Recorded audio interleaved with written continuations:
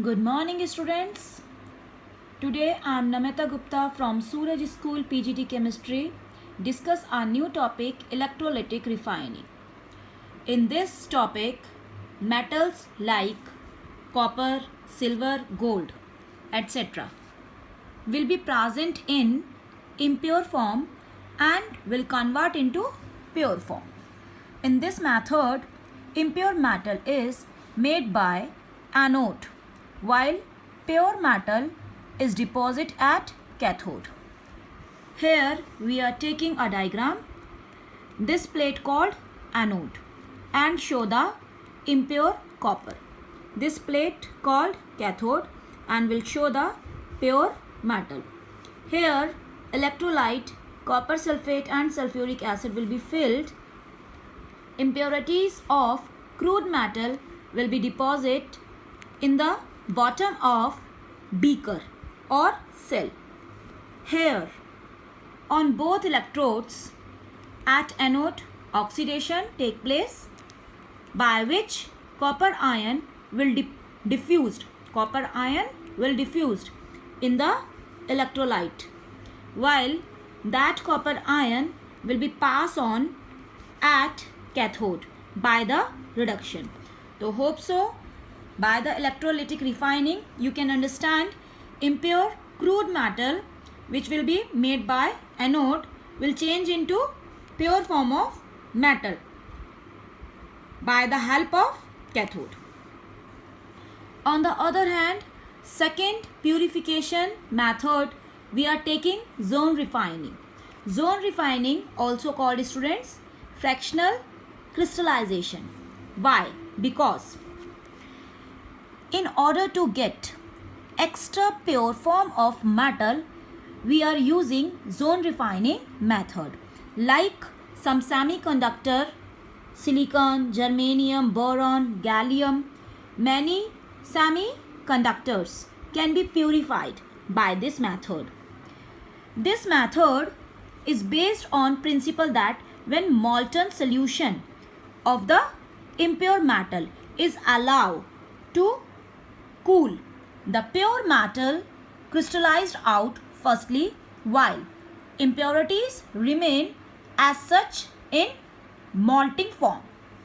तो इस मेथड में हमने semiconductors extra purified metals obtain करने के लिए यूज़ किया, और इसमें जो हमारी pure form of metal obtained हो रही थी वो इजीली मेल्टिंग फॉर्म के बाद क्रिस्टलाइज्ड आउट हो गई, क्रिस्टल फॉर्म में ऑब्टेन्ड हो गई, जबकि जो इम्प्योरिटीज़ थी वो लिक्विड फॉर्म में ही रह गई. तो होप सो स्टूडेंट्स ये पॉइंट आप लोगों को क्लियर है कि सेमीकंडक्टर्स को ऑब्टेन करने के लिए हम कौन सा मेथड यूज़ करते हैं, zone refining. Okay students. Then third method vapour phase refining.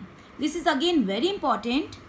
Vapour phase refining में in this method crude metal is firstly converted into volatile compound with a specific reagent and then it is decomposed at higher temperature to get pure metal.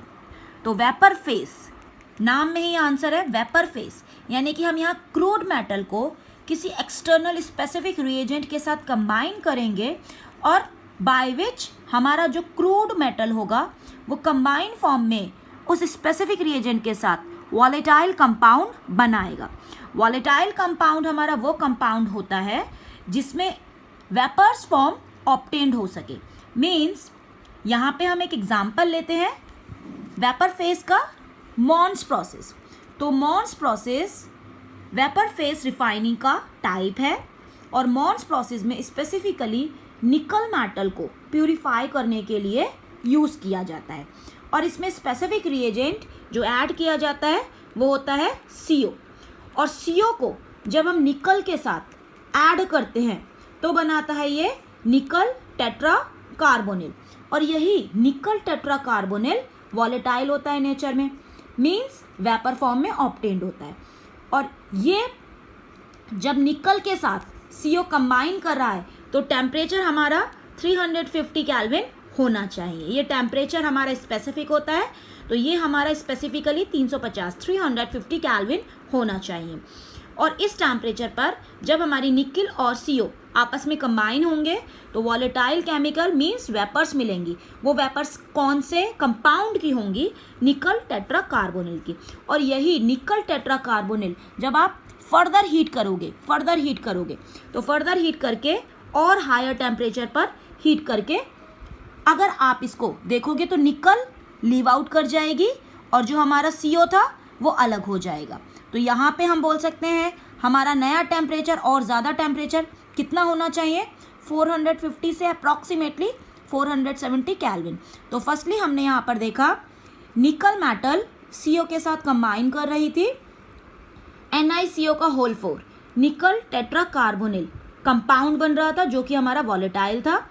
और यही NiCO whole 4 जब हम इस temperature से ज़्यादा temperature पर further heat up कर रहे थे अप्रॉक्सीमेटली 450 to 470, तो यही हमारा वॉलेटाइल कंपाउंड वेपर फॉर्म में हमारे CO को लीव आउट कर रहा था, जबकि हमारी जो निकल थी वो मॉल्टन स्टेट में ऑब्टेन्ड हो जाएगी। तो होप सो स्टूडेंट्स ये मेथड आप लोगों को क्लियर है।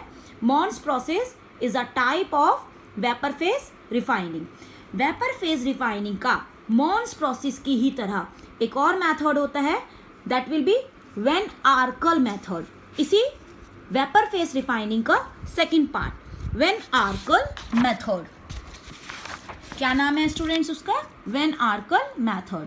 तो वेन आर्कल मेथड में जिस तरह से हमने मॉन्स प्रोसेस में निकल यूज़ किया था उसी तरह से वेन आर्कल मेथड में टाइटेनियम और जर्कोनियम ये दोनों मेटल्स यूज़ करी जाती हैं।